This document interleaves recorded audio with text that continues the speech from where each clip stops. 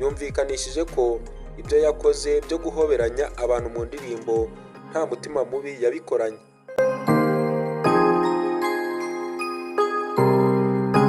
Yabashije kubigeraho akoresheje ubuhanga ku buryo utarebye neza wagira ngo ni ibya nyabyo koko.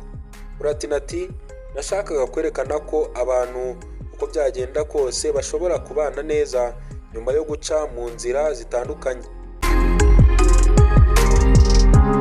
Ntabwo nabikoranye umutima mubi, sibo bonyine nashizemo, ahubwo n'abandi bagiye bagaragara ko batumvikanye mu gihe runaka.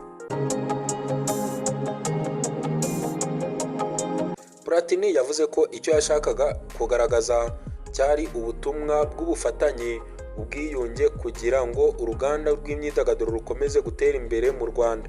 Yagize ati ni ukuri niba Clement naramushimye ahantu ambabarire,